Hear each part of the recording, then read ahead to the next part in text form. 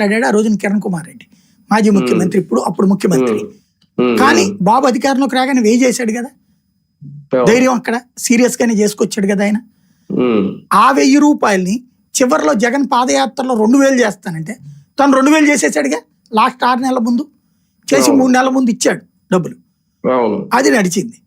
తర్వాత 3000 రూపాయలు చేస్తానని జగన్మోహన్ రెడ్డి, అది కూడా last second phase of election లో కొంతమందికి 3000 కూడా వేశారు అప్పుడు.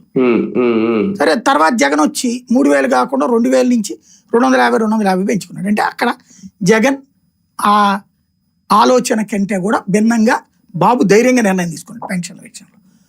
ఈవెన్ మొన్న కూడా 4000 రూపాయలు ఏకంగా 1000 రూపాయలు పెంచడం అనేది సాధ్యం కాదని జగన్ చెప్తే, నేను అధికారంలోకి వస్తే 2027లో 250 పెంచుతాను, 28లో 250 పెంచుతాను, 29కి వచ్చేటప్పటికి 3000 ఉంచుతాను అన్నాడు. అప్పుడు లాస్ట్ 4000 రూపాయలు ఉంచుతాను అన్నాడు.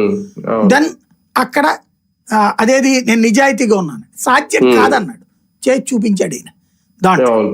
అక్కడ ఈయనకే దమ్మున్నట్టు ఆ ఆస్పెక్ట్ లో చూసుకుంటే. సరే మిగతాది ఇవ్వలేదు, అది ఇవ్వందే మాట్లాడతాం మనం, బట్ ఇక్కడ చేసి చూపించాడు. ఇంకోటి జగన్ వచ్చాకనే 3 నెలల డబ్బులు ఒకేసారి ఇచ్చేవాడు. అప్పుడు చాలా మంది ఏంటంటే ఇక్కడ పెన్షన్లకి రాసుకున్న వాళ్ళలో చాలా మంది